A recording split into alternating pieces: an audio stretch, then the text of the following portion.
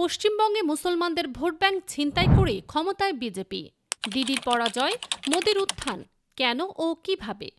বিবিসির সর্বশেষ live update অনুযায়ী ২০০৭ আসনে এগিয়ে বিজেপি, তৃণমূল কংগ্রেস এগিয়ে ৮০ আসনে। ২১-এর নির্বাচনেও যেখানে ফলাফলের সমীকরণ ছিল তৃণমূল কংগ্রেস ২১৫, বিজেপি ৭৭, সেখানে পাশার দান হঠাৎ উল্টে গেল কিভাবে? বিজেপি কিভাবে পেল এই সাফল্য? একে সাফল্যও বলা যায় না, বলতে হয় দখল। এসআইআর নামক এক প্রজেক্টের মাধ্যমে বিজেপির নিয়ন্ত্রিত নির্বাচন কমিশন ৯১ লাখ ভোটারকে ভোটার তালিকা থেকে বাদ করে দেয়, যারা ২৪-এর লোকসভা নির্বাচনেও ভোট দিয়েছে। এর মধ্যে একটা বড় অংশ মুসলমান ও মতুয়া সম্প্রদায়ের। বিপুল সংখ্যক মুসলমানদের এই নাগরিকত্ব হারানোই কাল হয়েছে মমতার। দক্ষিণ এশিয়ার রাজনীতিতে নতুন এক ধাক্কা এলো। দক্ষিণ এশিয়ার রাজনীতিতে দিদি বলে পরিচিত মমতা ব্যানার্জির লাগাতার ১৫ বছরের শাসনের পতন হলো। নাৎসি আগ্রাসন নিয়ে মসনদে বসতে যাচ্ছে বিজেপি। এইবার পেছনে ফিরে দেখা যাক। ২০১১ সালে পশ্চিমবঙ্গের বিধানসভায় বিজেপির আসন ছিল ০। তখন তৃণমূল কংগ্রেস ১৮৪ আসন নিয়ে প্রথমবারের মতো সরকার গঠন করে।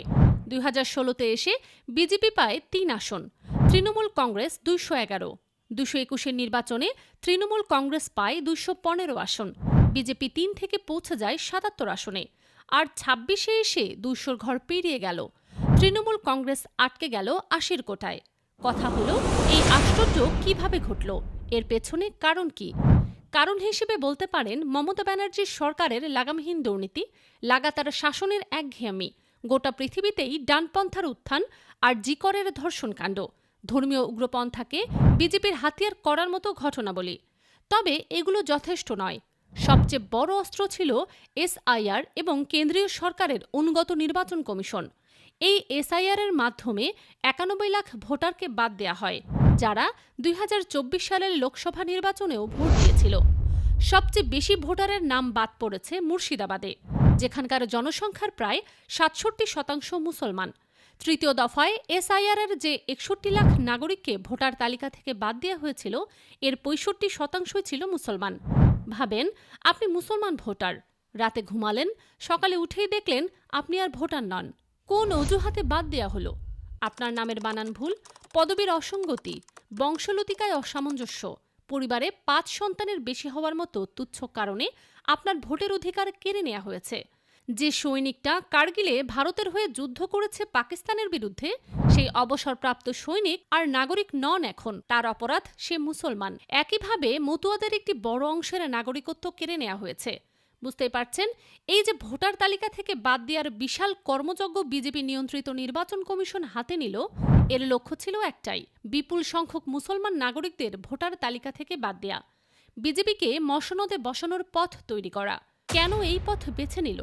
পশ্চিমবঙ্গে ৩০% মুসলমানের বাস, যা মমতা ব্যানার্জির ভোট ব্যাংক হিসেবে পরিচিত, যাতে ভর করে মমতা ক্ষমতায় আসেন। ২০২১ সালের বিধানসভা ভোটে দেখা গেছে ৩০% বা তার বেশি মুসলিম ভোট থাকা ৮৯টি আসনের মধ্যে তৃণমূল পেয়েছিল ৬৭টি।